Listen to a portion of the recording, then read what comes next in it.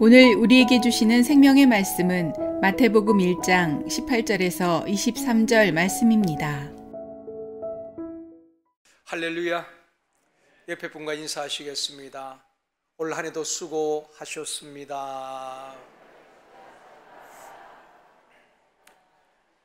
다시 한번요. 주님의 이름으로 사랑하며 축복합니다.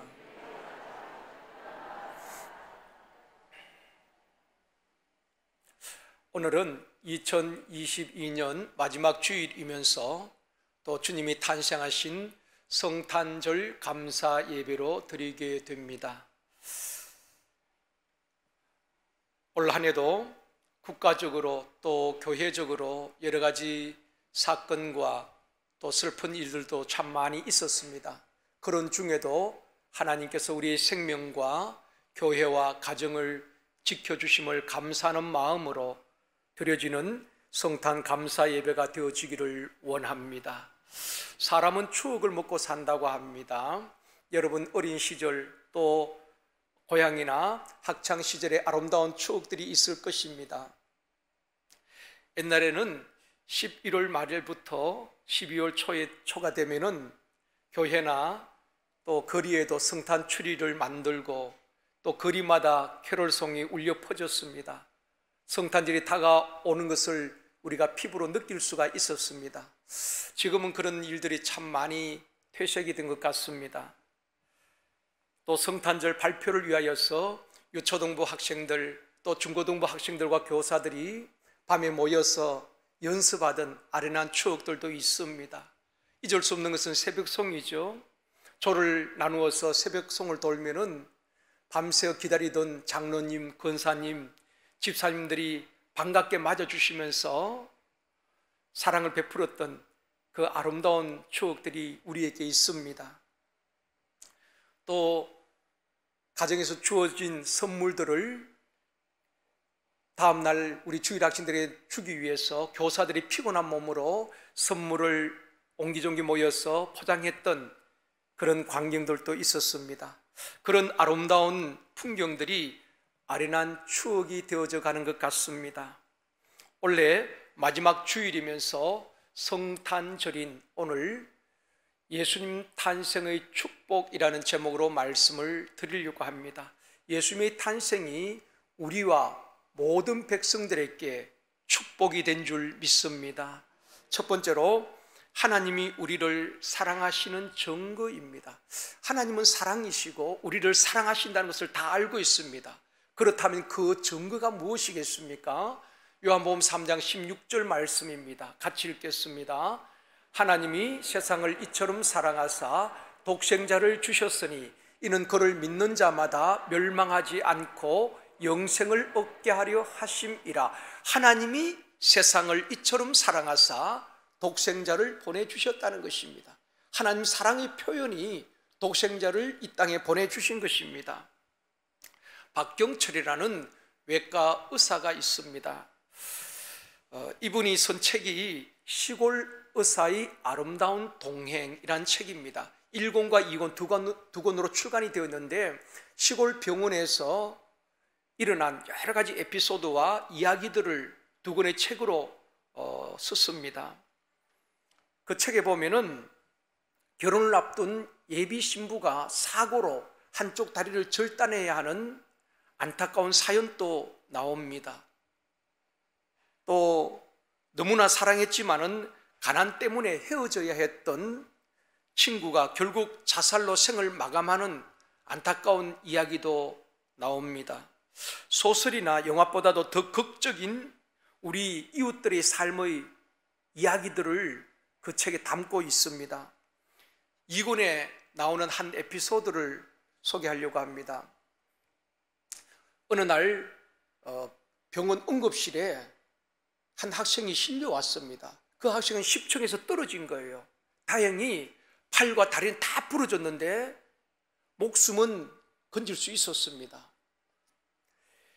응급처치를 하고 이제 이 학생이 나중에 이제 시간이 지나서 의식 깨어났을 때에 어떻게 10층에서 떨어지게 되었는지 이야기를 듣게 되었습니다. 이 학생의 삶을 비관해서 10층에서 투신한 것도 아니고 사고로 실족해서 떨어진 것도 아니고 한 여학생, 그 여학생들에게 자기 사랑을 증명하기 위해서 10층에서 뛰어내렸다는 것입니다.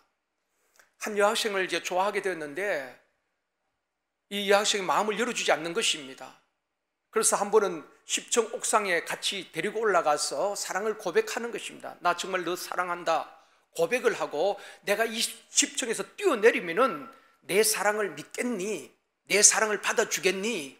그러니까 이 여학생이 그럼 뛰어내려봐 그렇게 이야기한 것입니다. 그런데 이 멍청한 남자가 정말 10층에서 뛰어내린 것입니다. 여러분, 10층에서 뛰어내리면 죽는 것 아니겠습니까? 근데 정말 뛰어내렸어요. 사람이 죽으면 사랑이 무슨 소용이 있겠습니까? 그런데 다행히 온몸은 부서졌지만은 목숨은 건졌어요. 그리고 오랫동안 이제 병원에서 치료를 받고 회복이 되어서 퇴원을 했습니다. 그로부터 시간이 4년, 5년쯤 지났을 때에 이제 청년이 되어서 이 친구 다시 병원에 온 것입니다. 의사는 기억하고 있지요. 그래서 병원에 온 목적은 군에 가야 되는데 군 면제를 받기 위해서 진단서를 끌어놓은 것입니다. 의사가 궁금한 것은 그렇게 10층에서 뛰어내릴 만큼 사랑했던 여학생과 어떻게 되었을까 궁금하지 않겠습니까? 그래서 그 여학생과 어떻게 되었느냐 물은 겁니다. 그랬다면 이 학생이 하는 말이, 태어난 이후에 그 여학생이 보기 싫더라는 것입니다. 꼴 보기도 싫어서 그렇게 헤어졌다는 것입니다. 10층에서 뛰어내릴 만큼 그렇게 사랑했던 사람이지만은 시간이 지나니까 그 사랑이 변하고 식어졌다는 이야기인 것입니다. 이처럼 인간의 사랑은 유통기간이 짧은 것입니다. 그렇게 그 사람이 아니면 못 살 것 같아도 사람이 또 시간이 지나면 그 사랑이 영원하지 아니하고 식어지고 변하는 경우가 있습니다. 인간의 사랑도 유통기간이 있고 음식도 유통기간이 있는 것입니다. 어떤 책에 보니까 인간 사랑의 유통기간은 1년에서 길면 3년이라고 말합니다. 연애 때처럼 그렇게 사랑했던 사람들도 결혼하고 1년에서 3년쯤 지나면은 사랑이 좀 식어지고 변한다는 것입니다. 그때부터는 애틋한 사랑이 아니라 애기 아빠, 애기 엄마로 그냥 살아가는 것입니다. 그저 고마운 마음으로 살아가는 것입니다. 또 나이가 좀 들면은 동지애로 살아가는 것입니다. 버릴 수도 없고 헤어질 수도 없고 그냥 살아가는 것입니다. 어쩌면 그게 우리 인생 아니겠습니까? 연애할 때처럼 애틋한 감정으로 그렇게 막 가슴이 두근두근 거리고 그런 사람은 별로 없다고 생각되어집니다. 그런 사람이 있다면 연구 대상일 겁니다.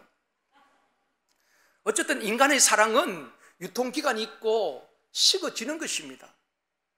오늘 하고 싶은 말은 우리를 향한 하나님의 사랑은 영원하다는 것입니다. 변함이 없다는 것입니다. 식지 않는다는 것입니다. 그렇지요. 성경에도 말씀하고 있습니다. 하나님께서 그 백성을 사랑하시되 끝까지 사랑하신다는 것입니다. 우리가 죄를 짓고 넘어지고 상관없습니다. 하나님은 한결같이 사랑하시는 것입니다. 우리가 죄를 범하였을 때, 넘어졌을 때 하나님의 사랑은 안타까운 마음으로 기다리고 있는 그 사랑인 것입니다. 탕자가 돌아오기를 기다리는 아버지의 마음으로 기다리는 하나님의 사랑인 것입니다. 하나님의 사랑은 영원하고 변함이 없다는 것입니다. 하나님께서 우리를 사랑하시는 증거가 무엇일까요? 부모가 자녀를 사랑하기 때문에 희생을 하잖아요. 자식을 위해서는 부모가 무엇이든 할 수가 있습니다. 그렇다면 하나님께서 우리를 사랑하신다는 증거가 무엇입니까? 요한 1서 4장 9절에서 말씀하고 있습니다. 같이 읽겠습니다. 하나님의 사랑이 우리에게 이렇게 나타난 바 되었으니 하나님이 자기의 독생자를 세상에 보내심은 그로 말미암아 우리를 살리려 하심이라. 하나님의 사랑이 우리에게 나타났는데 그 사랑이 어떠합니까? 독생자를 이 세상에 보내주셨다는 것입니다.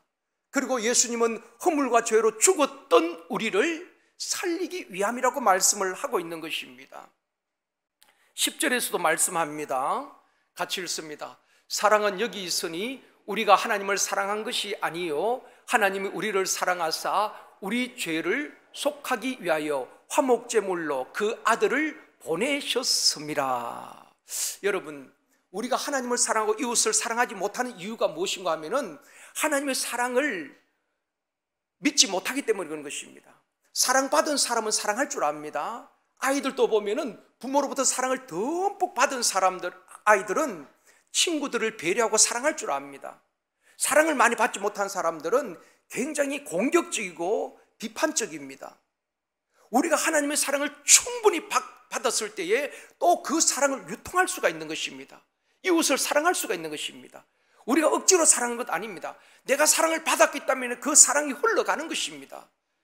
사랑하는 성도 여러분, 하나님의 사랑을 받고 또 이웃을 내 몸같이 사랑하는 저와 여러분이 되어지기를 원합니다. 하나님께서 우리를 사랑하셔서 독생자를 주셨다는 사실, 또 우리 주님이 우리를 사랑하셔서 화목 제물이 되셔서 십자가에서 우리의 죄와 허물을 담당하시고 죽으셨다는 사실, 지식적으로 아는 것이 아니라 그 사실을 내가 마음으로 믿고 받아들일 때에 하나님의 자녀되는 권세를 주신다고 말씀하고 있는 것입니다. 그 사실을 믿음으로 받아들이는 것이 겸손인 것입니다. 베드로전서 5장 5절 6절 말씀입니다. 같이 읽겠습니다. 하나님은 교만한 자를 대적하시되 겸손한 자들에게는 은혜를 주시느니라. 그러므로 하나님의 능하신 손 아래에서 겸손하라. 때가 되면 너희를 높이시리라. 여러분, 교만한 사람은 하나님을 믿지도 않고 인정하지도 않습니다. 하나님을 그 마음에 모시지도 않습니다. 로마서에 보면 말씀하고 있습니다. 그런 사람은 교만한 자라고 말하고 있습니다. 그들을 하나님이 대적하시겠다고 말씀하고 있습니다. 그러나 겸손한 자들은 하나님의 말씀을 믿고 그대로 그분을 영접하는 것입니다. 영접한 자 곧 그 이름을 믿는 자들에게는 하나님의 자녀의 권세를 주시는 것입니다. 우리 모두가 하나님 앞에 겸손한 자가 되어지기를 원합니다. 겸손한 자에게 하나님은 은혜를 베풀어 주시고 또 때가 되면 그들을 높여주신다고 말씀을 하고 있습니다. 예수님은 탄생하실 때에 왕궁에서 탄생하신 것 아닙니다. 화려하게 탄생하신 것도 아닙니다. 초라한 베들레헴, 그것도 마구간에서 낮은 자리에서 겸손의 왕으로 이 땅에 오신 분이 예수 그리스도인 것입니다. 주님은 태어나실 때부터 겸손하셨고 삶 속에서 겸손을 보여주셨고 끝까지 겸손하신 분입니다. 우리가 주님을 통하여서 겸손을 배워야 하는 것입니다. 성지순례에 갔다 오신 분은 들렸을 것입니다. 꼭 가는 곳이 예수님이 탄생하신 베들레헴 예수님 탄생교회입니다. 이 예수님 탄생교회를 방문하게 되는데 그 문 안으로 들어가려면 문이 너무 좁고 또 낮습니다. 높이가 1.2m 정도밖에 되지 않습니다. 그래서 그 문으로 들어가려면 사람이 허리를 굽히고 고개를 숙여야 들어갈 수 있는 것입니다. 1.2m밖에 되지 않으니까 우리가 뻣뻣하게 걸어 들어가면 그냥 부딪히는 것입니다. 그래서 이 문을 겸손의 문이라고 말하는 것입니다. 예수 그리스도께 나아가는 자들은 허리를 숙이고 머리를 숙이고 겸손한 자만이 나아갈 수 있다는 것을 우리들에게 또 교훈해 주는 이야기도 한 것입니다. 사랑하는 성도 여러분, 우리를 사랑하사 독생자 예수 그리스도를 이 땅에 보내주신 하나님의 사랑을 믿고 감사하며 경배하는 성탄 감사 예배가 되어지기를 원합니다. 또한 화목 제물로 이 땅에 오셔서 우리의 죄와 허물을 담당하시고 우리가 당해야 될 슬픔과 저주와 가난을 다 담당하시고 십자가에 죽기까지 우리를 사랑하신 주님의 사랑을 깨닫고 주님의 마음을 품고 지금까지도 살아오셨지만 앞으로도 그렇게 살아갈 수 있기를 원합니다. 주님의 마음은 온유하고 겸손의 마음이라고 말씀하고 있습니다. 여러분, 예수 믿는 사람이 뭐가 다릅니까? 똑같아요. 그러나 우리는 예수 그리스도의 마음을 품고 사는 사람인 것입니다. 내 마음대로 사는 사람이 아닙니다. 그래서 이 마음을 품어라 곧 그리스도 예수의 마음이라, 이 사람을 예수 믿는 사람이라고 말하는 것입니다. 교회 다니는 사람이 아니라 예수의 마음을 품고 사는 사람이 예수님을 따르는 사람이고 예수님의 제자고 예수를 믿는 사람인 것입니다. 그 마음이 온유와 겸손이라고 말하고 있는 것입니다. 사랑이라고 말하고 있습니다. 사랑하는 성도 여러분, 우리가 하나님의 사랑을 받고 또 그 사랑을 유통하는 사람이 되어지고 주님의 마음, 온유와 겸손의 마음을 품고 내년에도 성도를 섬기며 살아가는 저와 여러분이 되어지기를 주님의 이름으로 축원합니다.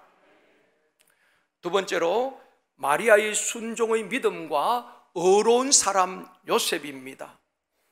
오늘 본문에서 순종이 무엇인가, 온전한 순종이 무엇인가를 마리아를 통해서 우리들에게 가르쳐주고 있습니다. 저와 여러분이 마리아를 통해서 이 순종을 배울 수 있기를 원합니다. 저도 여러분도 순종한다고 하지만 불순종할 때가 너무 많이 있습니다. 진짜 순종은 어떻게 하는가, 마리아를 통해서 우리들에게 교훈해주고 있습니다. 어느 날 가브리엘 천사가 요셉과 약혼한 마리아를 찾아와서 하나님의 뜻을 전하는 것입니다. 그 말씀이 누가복음 1장 30절 31절 말씀입니다. 같이 읽겠습니다. 천사가 이르되 마리아여 무서워하지 말라. 내가 하나님께 은혜를 입었느니라. 보라 내가 잉태하여 아들을 낳으리니 그 이름을 예수라 하라. 가브리엘 천사가 약혼한 마리아에게 와서 보라 내가 잉태하여 아들을 낳을 것이니 그 이름을 예수라 하라. 이 말이 마리아에게는 청천벽력 같은 소리입니다. 지금 결혼 앞두고 약혼자와 동침한 것도 아니거든요. 그런데 잉태를 한다는 것입니다. 청천벽력 같은 소리입니다. 당시 갈릴리 나사렛 동네는 한 200명에서 250명 정도 사는 작은 마을이었다고 합니다. 그러니까 그 작은 마을에서 결혼을 앞둔 처녀가 배가 불러온다면 순식간에 소문 퍼지지 않겠습니까? 그 마리아가 예쁘고 착한 줄 알았는데 아주 음란한 여인이었어. 저것 봐, 배가 불러오잖니. 그 남자가 누구일까? 온 동네 소문이 났을 것입니다. 그런 소문이 날 것입니다. 그리고 또 약혼한 사이이기 때문에 파혼을 당할 수 있습니다. 또 가늠한 여인으로 돌에 맞아 죽을 수 있습니다. 율법에 의하면 가늠한 여인은 돌로 쳐 죽였거든요. 그러니까 마리아는 오해를 받고 파혼을 당하고 죽을 수도 있는 것입니다. 그런 상황에서 마리아가 뭐라고 말합니까? 34절입니다. 같이 읽겠습니다. 마리아가 천사에게 말하되 나는 남자를 알지 못하니 어찌 이 일이 있으리까? 그렇지요. 남자를 한 번도 가까이 하지 않았는데, 남자와 동침하지 않았는데 어떻게 이런 일이 있을 수 있겠습니까? 과학적으로 맞지 않습니다. 의학적으로 맞지 않습니다. 상식적으로 이해가 되지 않는 이야기 아니겠습니까? 그럴 때에 천사가 다시 말씀을 해 주십니다. 35절 37절 말씀입니다. 같이 읽겠습니다. 천사가 대답하여 이르되 성령이 내게 임하시고 지극히 높으신 이의 능력이 너를 덮으시리니 대저 하나님의 모든 말씀은 능하지 못하심이 없느니라. 아멘. 성령이 임하시고 하나님의 능력이 덮여지면은 능치 못할 일이 없는 줄 믿습니다. 하나님의 말씀하시면 그 말씀대로 이루어지는 것입니다. 하나님의 말씀은 능치 못할 일이 없는 줄 믿습니다. 태초에 빛이 있으라 말씀하시니 빛이 있게 된 것입니다. 말씀으로 우주 만물을 창조하신 그분이 말씀하시면 말씀대로 되어줄 줄 믿습니다. 그 천사의 말을 듣고 마리아가 이렇게 고백을 합니다. 38절입니다. 같이 읽겠습니다.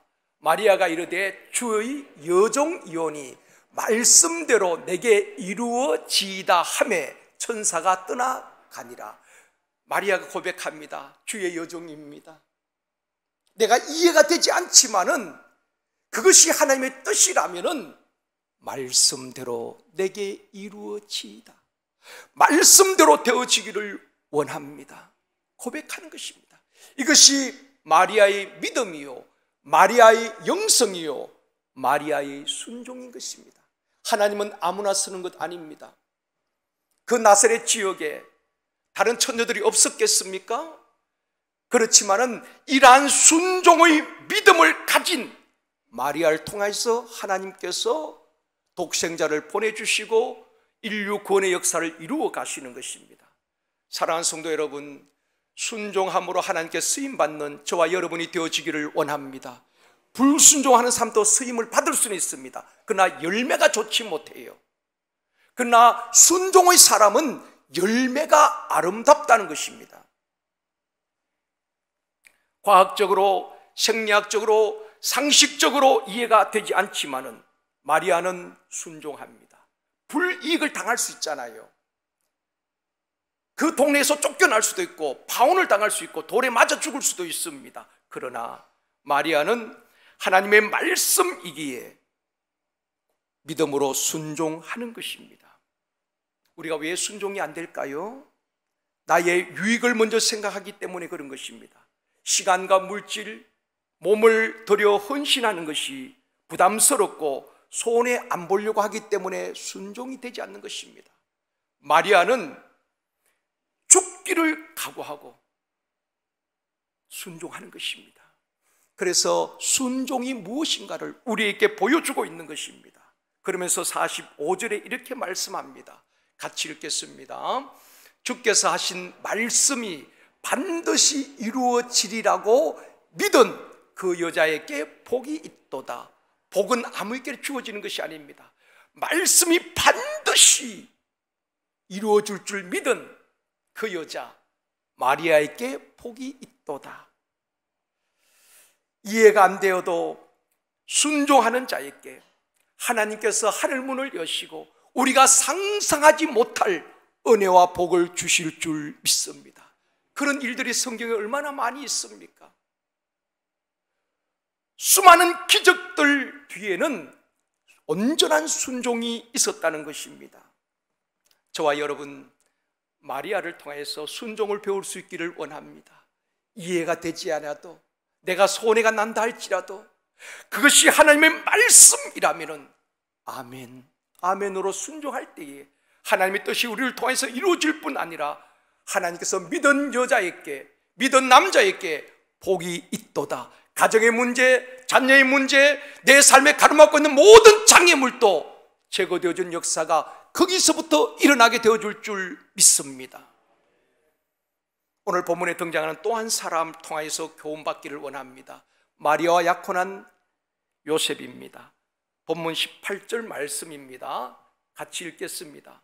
예수 그리스도의 나심은 이러하니라. 그의 어머니 마리아가 요셉과 약혼하고 동거하기 전에 성령으로 잉태된 것이 나타났더니, 마리아가 요셉과 약혼하고 동거하기 전에 성령으로 잉태된 것이 나타난 것입니다. 배가 불러갔다는 것이지요.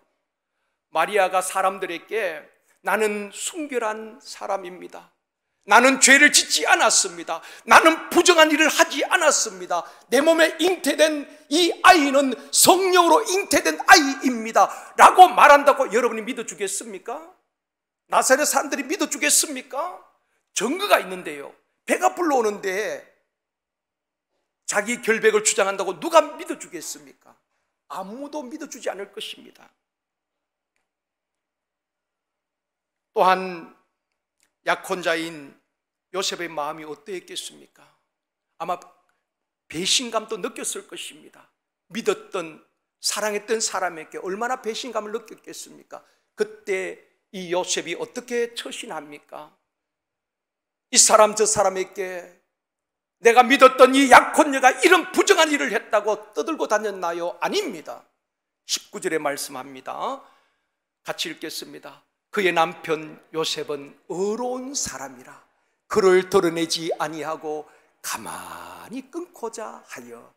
저는 이 말씀이 참 좋아요. 요셉은 의로운 사람이라 그를 드러내지 아니하고 가만히 끊고자 하여. 여기서 그를 드러내지 아니하고 현대인의 성경에는 이렇게 번역을 했습니다.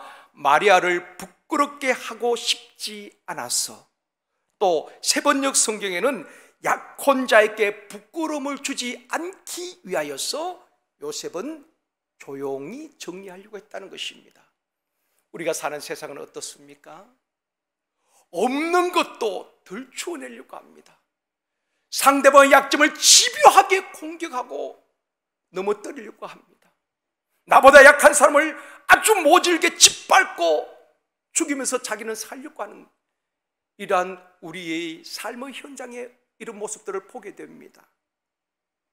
거짓말을 진실인 것처럼 퍼뜨리기도 하고 악성 댓글로 많은 사람의 마음에 씻을 수 없는 상처를 주기도 하고 이런 일들이 우리 사회에 얼마나 많이 있습니까? 그런데 요셉은 의로운 사람이라. 마리아가 부끄러움과 수치를 당하지 않도록 드러내지 않고 조용히 정리하려고 했던 것입니다. 이런 남자가 있겠습니까? 이런 사람이 흔치는 않을 것입니다. 자기가 그 마음이 아프고 배신감을 느꼈을 터인데 오히려 자기보다도 마리아를, 상대방 여인을 더 생각하는 것입니다. 이때까지는 오해할 수도 있었지요. 그럼에도 불구하고 마리아가 수치를 당하지 않도록, 부끄러워하지 않도록 조용히 끊고자 했다는 것입니다. 요셉을 통해서 배워야 할 것은 상대방을 먼저 배려하는 것입니다. 나보다도 상대방을 먼저 배려하는 이 사람 요셉을 의로운 사람이라 성경은 말씀하고 있습니다. 우리 교회 장로님, 권사님, 안수집사님, 샘터장님, 우리 모든 성도님들이 오늘 본문에서 마리아를 통하여서 순종을 배울 수 있기를 원합니다. 내가 이해가 되기 때문에 순종하고 내 마음에 맞지 아니하면은 다투고 싸우려고 하는 것이 아니라 몸된 교회를 위해서라면은, 하나님의 말씀이라면은 이해가 되지 않고 내 마음에 들지 않아도 순종할 때에 하나님께서 아름답게 열매 맺도록 이끌어 가실 줄 믿습니다. 뿐만 아니라 요셉처럼 다른 사람을 먼저 배려하고 다른 사람의 허물을 드러내지 아니하고 사랑으로 덮어주는 의로운 사람들이 되어지기를 주님의 이름으로 축원합니다. 상대방의 약점과 실수를 비난하고 공격하는 것이 아니라 약한 자의 허물을 덮어주고 너그러운 마음으로 받아주고 그가 수치당하지 않도록 지켜주는 사람, 성경은 의로운 사람이라, 주님을 닮은 사람이라 말씀하고 있습니다. 주님의 사랑이 그 사랑 아닙니까? 주님이 저와 여러분의 허물을 덜출다면 하나님 앞에 설 자가 누가 있겠습니까? 엄밀한 죄악까지도 주님은 다 보혈로 덮어주시고 감싸주시고 품어주시고 사랑받을 자격 없는 저와 여러분을 끝까지 사랑한다고 말씀해 주신 분이 주님 아니십니까? 그 사랑을 받은 저와 여러분은 하나님을 사랑하고 이웃을 사랑하는 사랑의 통로가 되어줘야 되는 것입니다. 그 사람이 진짜 예수 믿는 사람 아니겠습니까? 직장에서도 일터에서도 저 사람은 정말 뭔가 달라, 예수 믿는 사람은 무언가 달라, 마음에 넉넉함이 있고 여유가 있고 사랑이 남다르고 품어주는 포용력이 있어. 그것이 하나님의 영광을 드러내는 작은 예수로 살아가는 모습 아니겠습니까? 옆에 분과 한번 그렇게 인사합시다. 우리 서로 허물을 덮어줍시다.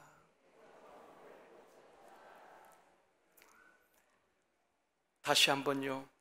우리 서로의 잘못을 용서합시다. 여러분, 그런 마음으로 살아갈 때에 여러분의 가정이 아름다운 가정 되지 않겠습니까? 가족 간에도 서로 용서하고 허물을 덮어주고 그런 가정이 행복한 가정 아니겠습니까? 교회도 서로 허물을 덮어주고 용서할 때에 그런 교회가 오고 싶은 교회, 하나님께서 기뻐하는 교회가 아니겠습니까? 그것이 주님의 마음이라는 것입니다. 사랑하는 성도 여러분, 우리 모두가 주님을 본받아 살아갈 수 있기를 원합니다. 요셉이 참 힘든 시간을 보낼 때에 하나님은 다시 요셉에게 말씀하십니다. 본문 20절입니다. 같이 읽겠습니다. 이 일을 생각할 때에 주의 사자가 현몽하여 이르되 다윗의 자손 요셉아 내 아내 마리아 데려오기를 무서워하지 말라. 그에게 잉태된 자는 성령으로 된 것이라. 요셉이 얼마나 그 짧은 시간이지만 마음이 힘들었겠습니까? 그런데 하나님께서는 요셉에게 천사를 보내셔서 요셉아 내 아내 마리아 데려오기를 두려워하지 말라. 마리아가 부정한 행위를 한 것이 아니다. 그에게 잉태된 자는 성령으로 잉태된 것이다. 인류를 구원할 메시아를 보내기 위해서 내 아내 마리아를 하나님께서 사용하셨다는 것입니다. 그 뜻을 알려주시고 요셉에게 평안을 주신 것입니다. 사랑하는 성도 여러분, 하나님은 우리를 사용하실 때에 우리의 마음에 평안을 주시고 하나님의 뜻을 알려주시고 하나님의 뜻대로 이끌어 가실 줄 믿습니다. 하나님 앞에 존귀하게 쓰임받는 저와 여러분이 되어지기를 주님의 이름으로 축원합니다.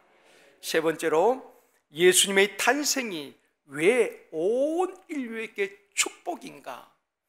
여러분, 예수님의 탄생이 연례 행사처럼 선물 주고 받고 끝나는 것이 아니라 정말 이 예수의 탄생이 왜 우리에게 축복인가? 오늘 말씀을 통해서 확실히 깨닫고 믿을 수 있기를 원합니다. 양떼를 지키던 목자들에게 전해준 천사의 메시지가 누가복음 2장 10절 말씀입니다. 같이 읽겠습니다. 천사가 이르되 무서워하지 말라. 보라 내가 온 백성에게 미칠 큰 기쁨의 좋은 소식을 너희에게 전하노라. 온 백성에게 미칠 큰 기쁨의 좋은 소식이라고 말하고 있습니다.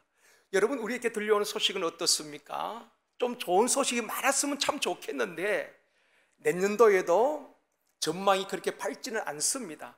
정치권도 그렇고 경제적으로도 그렇고 세계 모든 국제 간의 정세도 그런 것 같습니다. 전쟁이 어떻게 될지도 모르고 또 경제는 더 어려워진다는 전망이 나오고 있습니다. 금리는 올라가고 모든 물가는 오르고 우리의 마음을 답답하게 하고 우울하게 하는 소식들이 얼마나 많이 있습니까? 그런데 큰 기쁨의 좋은 소식을 천사들이 전해주었습니다. 그것이 무엇일까요? 그 다음 절 11절에서 말씀합니다. 같이 읽겠습니다. 오늘 다윗의 동네에 너희를 위하여 구주가 나셨으니 곧 그리스도 주시니라. 예수님은 이 땅의 모든 인생의 문제를, 죄와 저주, 가난, 모든 문제를 해결하기 위해서 이 땅에 오셨다는 그 소식이 가장 기쁘고 좋은 소식인 것입니다. 오늘 본문 21절 말씀입니다. 같이 읽겠습니다. 아들을 낳으리니 이름을 예수라 하라. 이는 그가 자기 백성을 그들의 죄에서 구원할 자이심이라 하니라. 오늘 본문에 보면은 천사가 그 탄생할 예수님에 대해서 두 가지 이름을 우리에게 알려주고 있습니다. 첫 번째는 아들을 낳으리니 그 이름을 뭐라고요? 예수라 하라. 그 예수는 자기 백성을 그들의 죄에서 구원할 자이심이라. 그러니까 예수의 이름의 뜻은 구원자란 뜻입니다. 우리를 구원하기 위해서 이 땅에 오신 예수님. 그리고 또 한 이름을 주셨어요.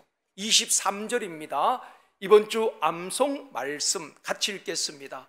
보라, 처녀가 잉태하여 아들을 낳을 것이요 그의 이름은 임마누엘이라 하리라 하셨으니 이를 번역한 적 하나님이 우리와 함께 계시다 함이라. 예수의 이름은 구원자란 이름이고 또 한 이름을 주셨어요.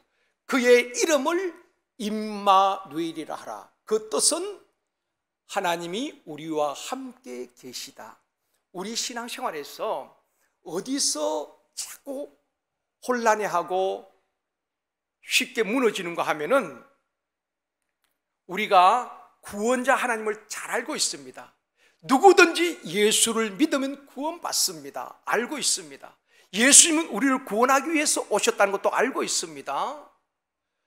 그런데 그 다음에 나오는 임마누엘의 하나님, 예수님이 이 땅에 오신 목적은 우리를 구원하기 위함이 첫째 목적이고, 그리고 임마누엘 하나님, 우리와 함께 계시기 위함이라고 말씀하고 있는 것입니다.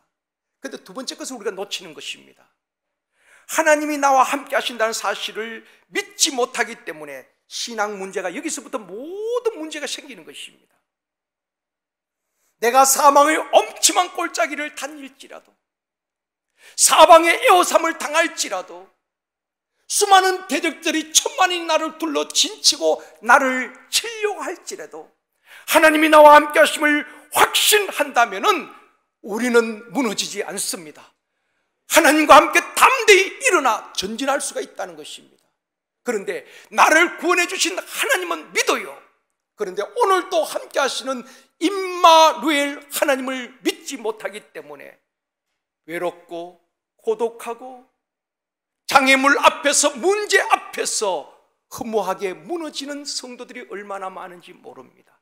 그래서 오늘 본문에 보면은 예수님은 우리를 구원하기 위해서 태어나신, 이 땅에 오신 분이시지만은 임마누엘 하나님으로 세상 끝날까지 우리와 함께 하시기 위해서 이 땅에 오신 분이라고 말씀을 하고 있는 것입니다. 실제적으로 주님이 이 땅에서 모든 공생의 사역을 마치고 올라가실 때에 성령을 보내주셨습니다. 성령 하나님께서는 오늘도 우리와 함께 계시는 줄 믿습니다. 여러분이 골방에 있을지라도, 침상에 있을지라도, 병상에 있을지라도, 여러분이 외로운 요양원에 혼자 계실지라도 우리 주의 성령님은 여러분과 함께 계심을 믿습니다. 우리를 위로하시고 힘주시고 우리를 인도하시고 지혜를 주시는 것입니다. 하나님께서 모세를 부르실 때에 모세가 적극적으로 순종한 것은 아닙니다. 주저하지요. 나는 나이도 많고 말도 잘 못합니다. 주저할 때 하나님께서 하신 말씀이 있습니다. 출애굽기 3장 12절 말씀 우리 같이 읽겠습니다.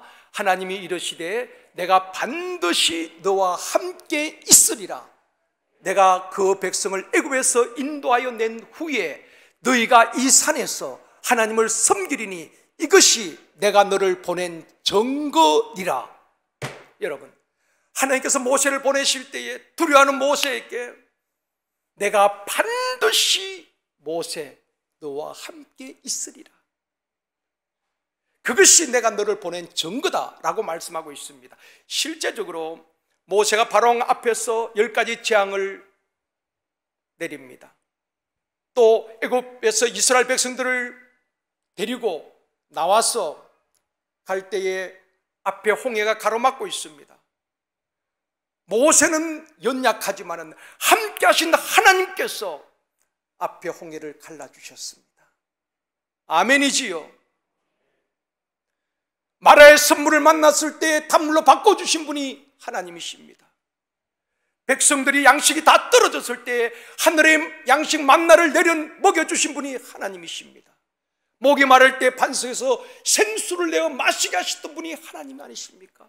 한순간 또 떠나지 아니하시고 출애굽에서 광야 40년 동안 하나님께서 함께 하셨기 때문에 이스라엘 백성들이 살 수 있었던 것입니다. 날마다 구름기둥과 불기둥으로 그들을 인도하신 것입니다. 하루라도 하나님께서 그들을 떠났다면 그들은 살 수 없는 것이 광야였습니다. 그런데 하나님께서 광야 40년 약속대로 하루도 떠나지 아니하고 함께 하시며 그들을 보호하시고 일용할 양식을 내려주시고 지켜주시고 인도하시기 때문에 그들이 광야 생활에 통과할 수 있었던 것입니다. 저와 여러분도 마찬가지입니다. 광야 같은 인생길에 나 혼자가 아니라 오늘도 임마누엘 하나님 그분과 함께 할 때에 살만합니다. 살아낼 수 있습니다. 우리 앞에 장애물이 있어도 건너지 못할 강이 있을 때에 하나님이 갈라서라도 건너게 하실 줄 믿습니다. 그 믿음을 이 성탄절에 확신할 수 있기를 원합니다. 모세의 후계자로 여호수아를 세우실 때에 여호수아도 역시 두려웠습니다. 그럴 때 하나님께서 여호수아에게 주신 말씀이 무엇입니까? 여호수아 1장 5절 말씀입니다. 같이 읽겠습니다. 내 평생에 너를 능히 대적할 자가 없으리니 내가 모세와 함께 있었던 것 같이 너와 함께 있을 것임이라. 내가 너를 떠나지 아니하며 버리지 아니하리니. 두려워하는 여호수아에게 모세와 함께 있었던 것처럼, 광야 40년 동안 모세와 함께 있었던 것처럼 내가 너와 함께 있을 것입니다. 내가 너를 떠나지 아니하고 내가 너를 버리지 아니하리라. 여호수아는 이 약속의 말씀을 믿고 백성들을 이끌고 가나안 정복을 하게 되는 것입니다. 앞에 장애물이 있을 때에 함께 하신 하나님께서 요단강을 끊어주셨습니다. 여리고성을 무너뜨려 주셨습니다. 아낙 자손들이 거하는 그 견고한 성읍도 하나님이 무너뜨려 주시고 가나안 정복을 하게 하신 것입니다. 이스라엘이 군사력이 강해서가 아니라, 백성들이 용감해서가 아니라 함께 하시는 하나님, 임마누엘의 하나님께서 앞장서서 싸워주시고 장애물을 제거하시고 그들을 인도하셨기 때문에 가나안을 정복할 수 있었던 것 아니겠습니까? 사랑하는 성도 여러분, 그렇다면 하나님께서 모세와 여호수아와만 함께 하시겠다고 말씀하신 것 아닙니다. 우리에게도 똑같은 약속을 하셨습니다. 마태복음 28장 20절입니다. 같이 읽겠습니다. 내가 너에게 분부한 모든 것을 가르쳐 지키게 하라. 볼지어다 내가 세상 끝날까지 너희와 항상 함께 있으리라. 아멘. 여기다가 여러분, 내가 세상 끝날까지 우리 이름을 한번 넣어서 항상 함께 있으리라 한번 적용해 보겠습니다. 내가 세상 끝날까지 색인을 보시면서 시작. 내가 세상 끝날까지 이훈창 목사와 항상 함께 있으리라. 아멘. 다시 한번요. 하나님께서, 내가를 하나님께서 세상 끝날까지 누구와 함께 있으리라. 한 번만 하겠습니다. 시작. 하나님께서 세상 끝날까지 이훈창 목사와 항상 함께 있으리라. 아멘. 이 말씀을 수십 번 수백 번 묵상하고 내 마음에 새길 수 있기를 원합니다. 그럴 때 우리에게 담대한 믿음이 여기서 생기는 것입니다. 앞에 장애물이 있을 때에, 건너지 못할 강이 있을 때에, 수많은 시련이 있을 때에, 심지어 내 몸이 병들어서 침상에 던져졌을지라도 그 가운데 함께 하시는 하나님이 계시기 때문에 하나님께서 다시 일으켜 주시고 병든 자를 치료하여 주시고 장애물을 제거하여 주시고 하나님의 목적대로 우리를 이끌어 가실 줄 믿습니다. 이 믿음을 성탄절에 우리 가슴에 새길 수 있기를 원합니다. 우리 주님은 우리를 구원하기 위해서 이 땅에 오신 예수 그리스도이시지만 임마누엘 하나님으로 우리와 함께 계시기 위해서 이 땅에 오신 분이라는 것입니다. 이 사실을 믿고 하나님 주실 새해에도 담대히 전진해 갈 수 있기를 주님의 이름으로 축원합니다. 말씀을 맺겠습니다. 하나님께서 우리를 사랑하신다는 증거가 독생자 예수 그리스도를 보내주신 것입니다.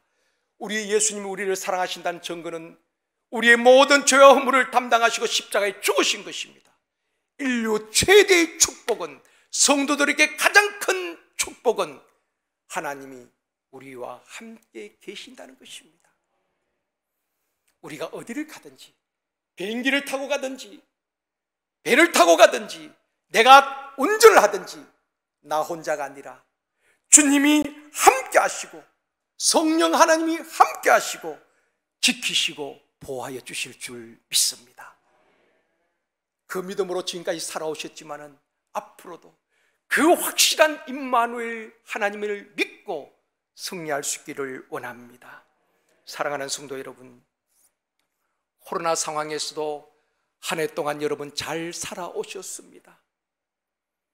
힘들고 주저앉고 싶었지만은 여러분 잘 버티어 오셨습니다. 남은 한 해도 잘 마무리하시고 새해에도 우리와 함께 하시는 하나님을 믿고 두려워하지 아니하고 세상은 어두운 전망을 우리에게 들려주고 있지만은 하나님과 함께 하시면은 얼마든지 역전시켜 주시는 그 하나님과 함께 담대히 전진하는 교회와 우리 모든 성도들이 되시기를 주님의 이름으로 축원합니다.